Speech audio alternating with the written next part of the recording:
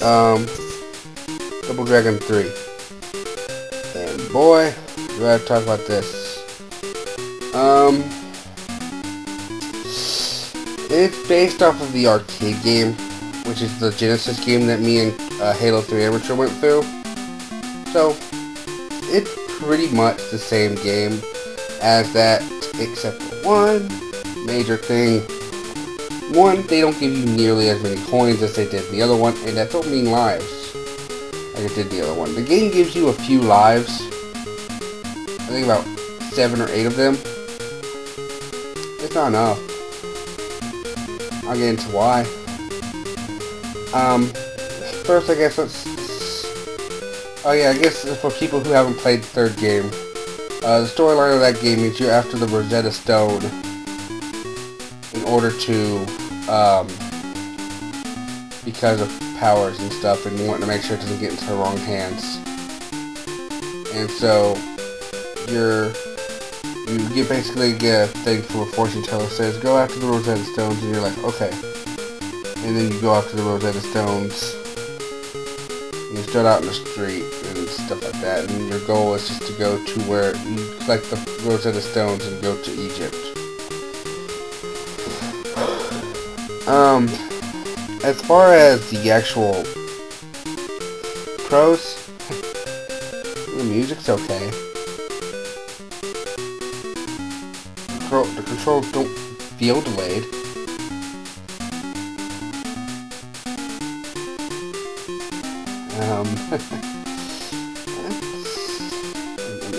The buttons are pretty easy to use. You use A to punch, B to kick, and then hitting them both together does a jump. And then moving while jumping sometimes does a drop kick. It'll work most of the time, the drop kick, but unless you absolutely need it, then you're just screwed. Unfortunately, let's go to the cons. First, if you've seen the Genesis playthrough, the levels are short and generic. They're based off 5 different spots of the world.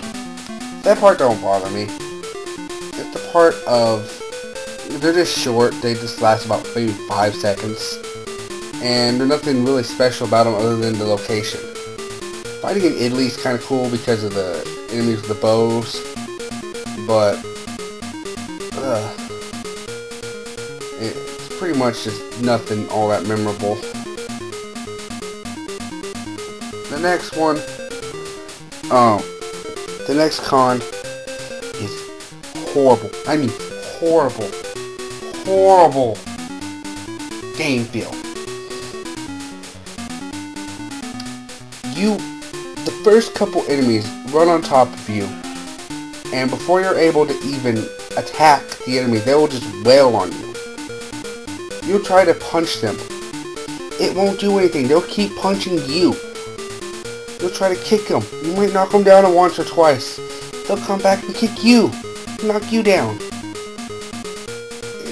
And you'll get to a point where it's like, can I even hit these guys? How do I hit these guys without them hitting me? There's really not a way to prevent them from hitting you. Now, in most beat 'em up, the other 2 games I was talking about, you have a ways to prevent them from hitting you. Might not always work. And for the most part, that kind of creates a balance, because otherwise you won't die if you're able to control your enemies at all times. You wouldn't be able to die, because you just wouldn't be able to get hit. But there are a lot of ways, though, that you are able to just hit your enemy and prevent them from hitting you. In Double Dragon 2, you can uppercut them and get them away from you. In Double Dragon 1, usually if you stand right above them and hit the A button or B button to do your attack, they won't be able to, they won't move in time for your attack. To just start wailing on them. But these guys, no matter what you do, you'll get hit by them. Another weird thing about that is, no real invincibility frames. In the Genesis one, I mentioned toward the end of the video that there's these weird invincibility frames that you and the enemy have. And that probably is still true in this game, but it's very small. And if the enemy still has them, they'll still get on top of you before you can even do anything about it. So,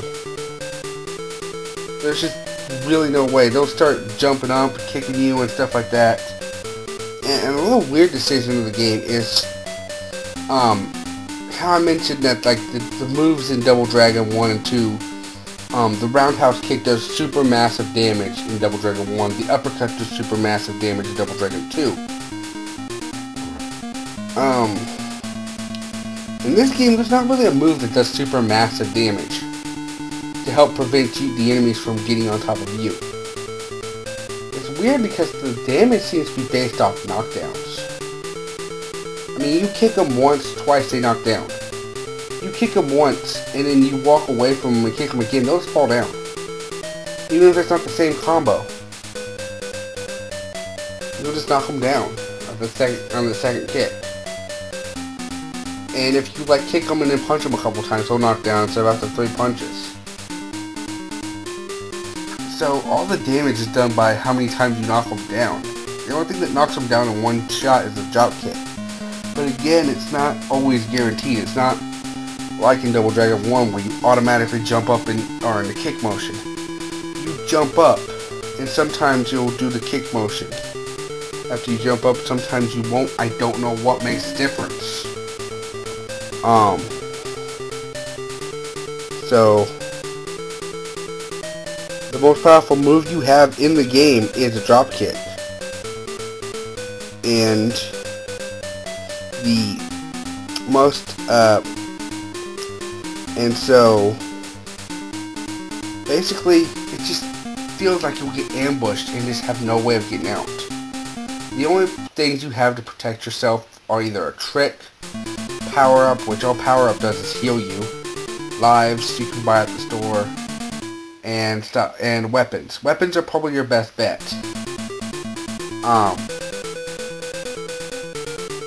Although the problem with weapons is they disintegrate after you die, or if you run out of,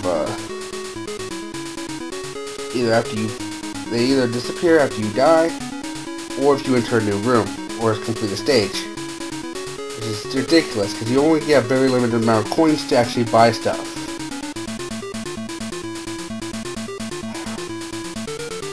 This game was bad. I tried playing this once, just to try to record footage.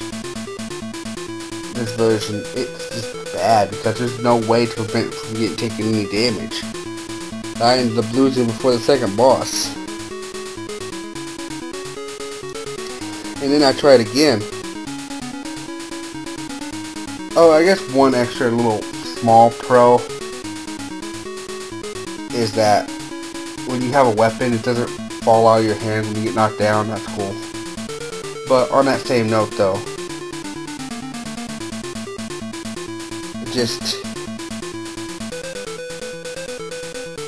I tried playing this.